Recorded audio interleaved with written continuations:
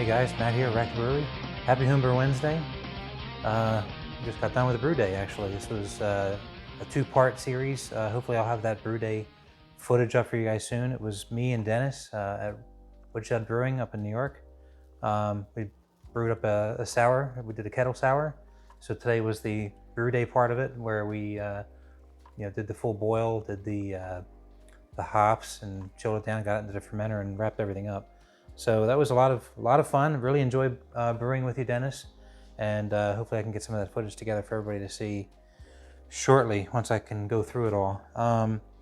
This is another one that's a long time coming. I really wanted to review this, and unfortunately Gary sent me a care package when it had come in right before this house had gotten sick, and I just wanted to make sure that after we were all on the mend again, I wanted to make sure that we, or at least I, could have all my taste and smell back. So at this point, I feel like it's pretty good. I wouldn't say 100% because some things still do taste a little bit off to me, but it's not stopping me from enjoying some great beer. So I've been really looking forward to this one. This is the Marzens that Gary and I brewed back in. We actually brewed it back in September, so this is probably a bit long in the tooth now. I've kicked my keg long ago. I did squirrel away a bottle so I could do a review once I got his in. He sent this to me right before the holidays, so it's been sitting in my fridge for a couple months now, and I've been dying to try it out.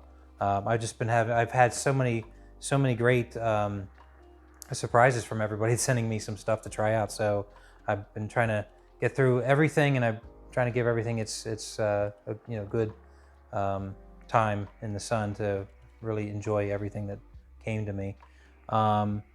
But just to give you guys a rundown of this recipe, so we did, or at least in my case, I did a 5-gallon batch. It was 10.5 pounds of Pilsner, almost 2 pounds of Victory, a pound of Munich 1, and a half a pound of Cara Munich 1, all from Wireman.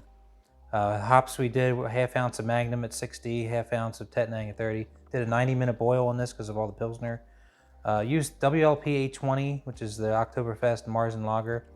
Mashed it nice and low and for longer than normal, 148 degrees, 75 minutes. Water profile we went pretty easy on, and actually we went pretty balanced on. In my case, it was for the calcium chloride and sulfate all within the 40 range. Then we did do the pH of 5.2. We actually called this one Spooktoberfest. Thought that was kind of cool. Give you a good shot here of this label. These guys are doing the canning work. Gary, no exception. Excellent labels. I really like the artwork that you guys are putting together on some of these. See if I can get this to focus. There we go. Marzen collaboration. I don't know why this camera doesn't want to focus these cans or these labels. That's pretty cool. It's got my logo on there. It's got Tap Out Brewing on there. Tap Out Brewing Company, Wrecked Brewery. Very nice, very cool label. I actually don't have any labels for the bottles I had left, and I just sort of threw this in a bottle and I can reuse it. Let's go ahead and crack into it. Wasting enough time as it is already. And he sent me a couple of these, so we'll review this one here on camera. It's got really good carbonation on that. You can see that already. I'll leave just last little bit behind there. And I do have my October or pumpkin Halloween themed bottle opener for this. A little bit of a hiss on it. This was bottled off my keg before I kicked the keg. Made sure to squirrel away a couple bottles before it ran out. So hopefully it held its carbonation. I don't know. I feel like I have to crank it up a little bit more before bottling day, because I feel like sometimes the carbonation gets lost a bit when I bottle. But it's still there. You can see it. A little bit of a cap. Not like Gary's. Gary's really held on to a lot of good carbonation. Now, interestingly enough, these colors, they're both pretty clear. I can see through both of these. His is a bit lighter. Mine's definitely a little bit more of a darker amber color, and his is kind of a really deep golden and bordering into the amber color of things. So his is a little bit lighter. Pretty cool, very nice and clear, both of them. Both look like they have decent carbonation. His has a awesome head on the top of that. It's probably a finger and a half. We'll see if it burns down any. Now it's been a little bit since I've had one of mine, so I'm going to try mine first while we let that burn down a bit. So you definitely get that the nice malt backbone that's in this beer. Certainly picking up on that that biscuity aroma that you get out of the Victory, and a little bit of the toastiness from it too, and probably helping from that Munich, get some of that sweetness there. It's pretty nice. I'm gonna go ahead and go for a taste now.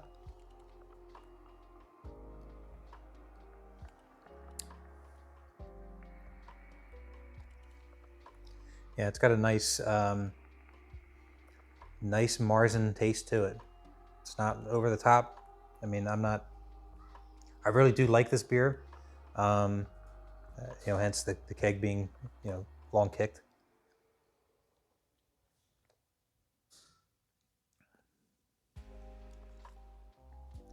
But with the hops being light and being sort of the noble hops, nothing special coming out of the hops themselves.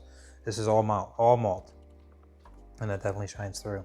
Let's go see what Gary has here. Now that I sort of have a little bit of a baseline or a reminder of what our beer was. I've been really looking forward to this, Gary. Thank you for sharing with me. Thank you very much for doing this collaboration. I love doing these collaborations with you. I look forward to our next one, whatever that may be. Actually, what am I saying? We're brewing in a couple of weeks. We're supposed to do a nice collaboration on a beer. I don't want to say too much about. We'll get to that when we get to that. But yeah, that's just a gorgeous looking beer. It's got a very similar aroma to it, I think. I mean, I don't think him and I have really changed anything. I think our Pilsner malt might be from a different maltster, but I'm pretty sure we use the same ingredients. I don't think we changed anything.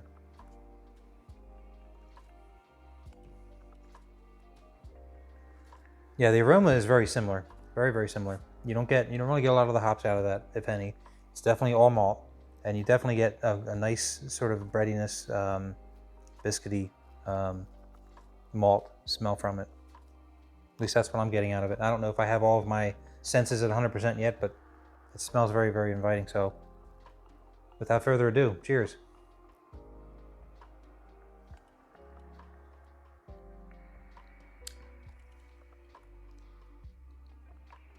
That's really nice. You know, I think the carbonation level in his is better than mine. Mine is probably, you could see it, but after tasting it, it's a little bit light. This is really helping pronounce some of those flavors in there.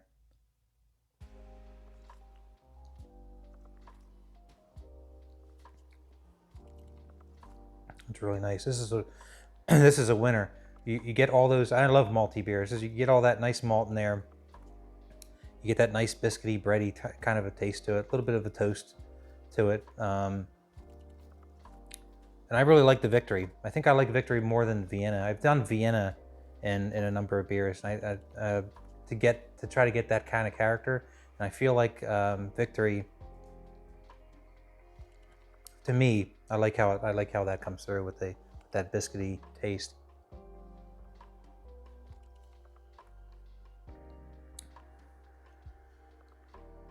Yeah, that's real nice, Gary. Real clean. Definitely have to brew this one again. I will definitely put this on my list. I've done Marzen a couple of times, and I've kind of tweaked the recipe. But what Gary and I here have come up with as a collaboration, I think this is a solid one. This is very nice. So what else do I have going on in the brew house? Well, I'm waiting on some parts to come in. My water meter over there, the meter itself works fine, but the right side of it was starting to leak again. I've had some issues with that. It has that sort of like a Y splitter on it, and it's a garden hose adapter, and it's been issues. I've replaced it. I've replaced the O-rings in it a couple of times throughout the couple of years that I've used that setup, and it's worked out all right. But the whole reason for the Y splitter on there is so that when I bring the water in, I have something to bleed off the remaining air. So because you get a lot of water pressure here, and when I'm done, with the water meter, and I'm wanting to start filling the kettles and do other things with the hose, I don't want water to go all over the place. So I bleed off the air to bring down the pressure, and then I can go ahead and disconnect the hose and not make a mess over here in the corner. But I've gotten tired of just rebuilding that thing over and over again. So actually get Wally on Discord, which, by the way, Discord has been phenomenal for BrewTubers. Definitely welcome others to check it out if you don't already. Get live information right away. So I posted a picture of my setup and my woes with it and looking for suggestions, and immediately Wally drew up a little flow chart for me and threw it up on the board. That was very, very helpful. And then we got to talking a little bit after just to kind of explain through it. So I'm going to build on the right side of it all stainless fittings to have something a little bit more permanent and something that hopefully won't fail me as quickly for my water source coming into that meter, because the last couple of brew days that I've done, I haven't even used it. I've just been putting straight water in. We have very soft water here, no issues with it at all, so I'm not too concerned with that. But it would be nice to use the meter again, because it is quite a nice convenience to actually measure exactly the amount that you want into your kettles.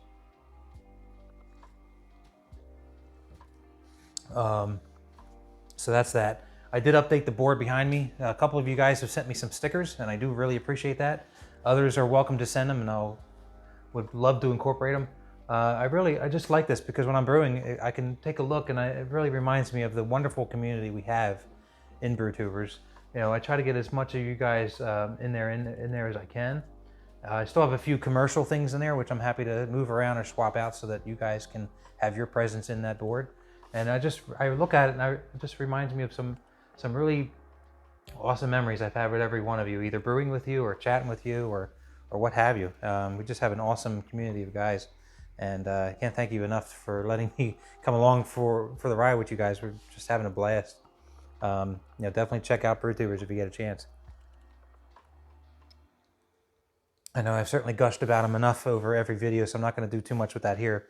But we have a couple of experiments coming up, and I'm looking forward to that. The drop Kvike Nate is the first one that I'm part of that I want to get into. I actually got to order my ingredients for that today. Actually, with this brew day, this is the first time I've used Kvike. I had the Kvike Berserker and Kvike Juggernaut that were sent to me from Maniacal. Gary sent them to me when we did the yeast experiment last year, and I've been holding on to them, and I haven't had anything to put them in yet that I wanted to do. I've been wanting to try something over the summer with them, and I plan to do that again, this year. Hopefully this year I can actually get into it, but because that yeast is really hardy, and it seems to have no issues in any kind of an environment. So I've been looking for an excuse to use it. Decided to go ahead and use the Berserker in this beer today for the sour, and I believe that Dennis is using his Voss in his, so we're trying different yeast in it and see what happens. I'll tell you, man, this was really interesting. I've never done a kettle sour before, and when I put the Good Belly in there, even all the way through the brew day, all the way to the end, it smelled like strawberry banana juice. I couldn't find the blueberry Good Belly, so I ended up just grabbing whatever. And Dennis, he's done this a number of times, these sour kettles, and said that the flavor doesn't really come through from the Good Belly. It did during brew day, but maybe it won't when it ferments out and it's finished. So I just grabbed what I could grab because I couldn't find blueberry. So I grabbed the strawberry banana because that was what was on the shelf here, and I put that in there. And I'll tell you what, that all the way to the sample at the end, even after adding the hops into the beer,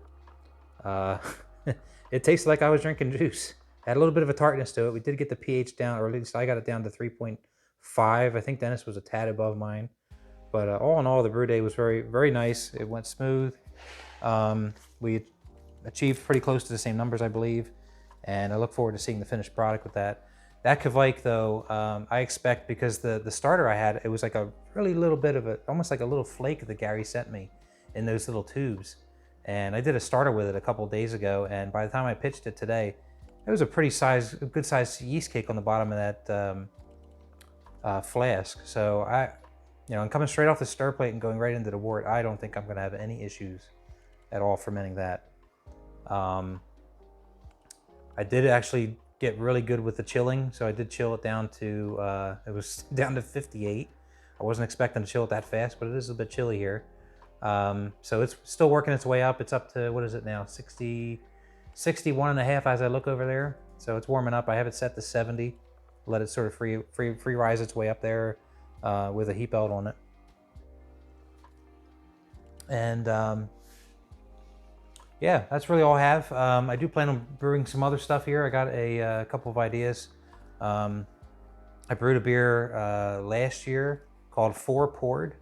It was sort of my take on like a 5 Alive. If you guys have ever had the 5 Alive drink as a kid, I know I did. I kind of made a 5 Alive beer. Turned out really good. Friends around here really liked it. So I plan on brewing that again. I'm gonna make a couple of minor adjustments to it, but we'll see.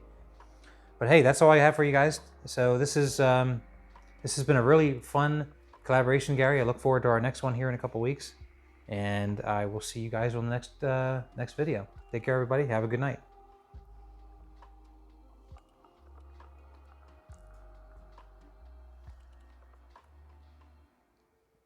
They are pretty close, but I enjoyed Gary's a lot better. Nice job. Thank you. Have a good night, guys.